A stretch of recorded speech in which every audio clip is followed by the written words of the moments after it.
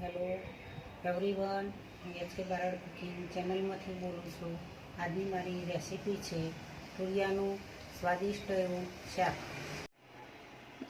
તુરિયું અત્યારે ચોમાસાની સિઝનમાં તુરિયું જોવા મળતું હોય છે. સરસ એવું લીલું તાજું તુરિયું છે, તેનું શાક બનાવવાનું છે. વરસાદી ઋતુમાં જ તુરિયું જોવા મળતું છે. તેને સાલ ઉતારીને હવે કટિંગ કરીશું.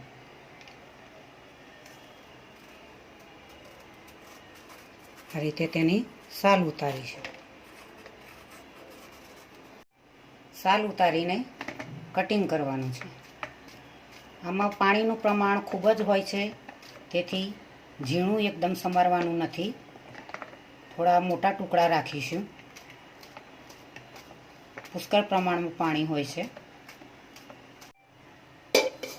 તપેલી મૂકીશું. આ રીતે મોટા ટુકડા કટિંગ કરી દીધા છે સરસ એવા. 2 ચમચી ઘી એડ કરીશું. ઘીની અંદર વઘાર કરીશું તો સરસ એવો ટેસ્ટી સ્વાદ આવશે. 2 ચમચી જોડે તેલ પણ એડ કરીશું. 1/2 ચમચી રાઈ,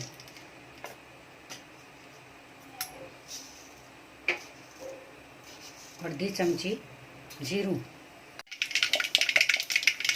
હિંગ એડ કરીશું. ટામેટા, ડુંગળી અને મરચાં એડ કરીશું.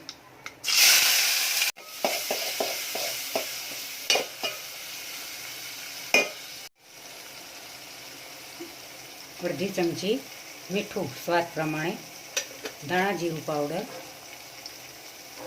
હળદર 1 ચમચી, મરચું, ગરમ મસાલો 1/2 ચમચી.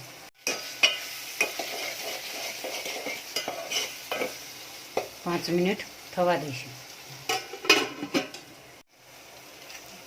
1 ચમચી મલાઈ એડ કરીશું.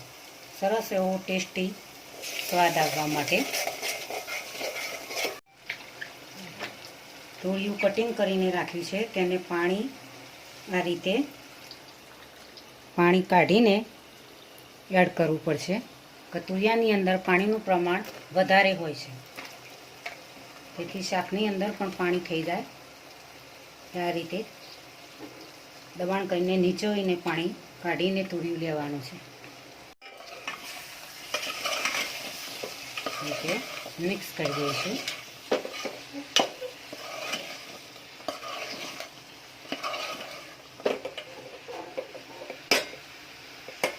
હવે થવા દઈશું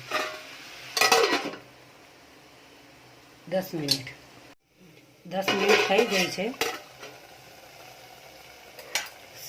તુરિયાનું શાક સરસ એવું તૈયાર થઈ ગયું છે. ગેસ બંધ કરીશું. ટેસ્ટી એવું સરસ સ્વાદિષ્ટ અને ટેસ્ટી શાક તૈયાર થઈ ગયું છે તુરિયાનું. આ રીતે બાઉલમાં સર્વ કરીશું.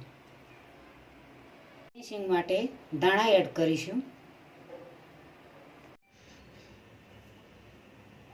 તુરિયાનું શાક સરસ એવું સ્વાદિષ્ટ અને ટેસ્ટી તૈયાર થઈ ગયું છે. આ રીતે તમે અંદર મસાલા સાથે શાક એડ કરીને બનાવો તો ખૂબ જ સરસ રીતે બને છે. તુરિયું ચોમાસાની ઋતુમાં જ મળતું હોય છે. તેમાં પાણીનું પ્રમાણ પુષ્કળ જ હોય છે, તેથી તેને પાણી વેડવાની શાકની અંદર કોઈ જ જરૂર પડતી નથી. અને સ્વાદિષ્ટ ટેસ્ટી તુરિયું બને છે. ગરમ મસાલા સાથે તેમાં તમે આ રીતે ડુંગળી અને ટામેટું નાખીને પણ શાક બનાવી શકો છો. સ્વાદિષ્ટ બનશે. તેને રોટલી સાથે ખાઈ શકાય, ખીચડી સાથે પણ ખાઈ શકાય. શાક તુરિયાનું ખૂબ જ મજા આવે.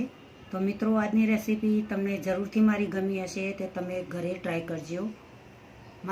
મારી ચેનલને સબસ્ક્રાઈબ કરજો. મારા વિડીયોને લાઈક કરજો, શેર કરજો, બને તો કમેન્ટ કરજો.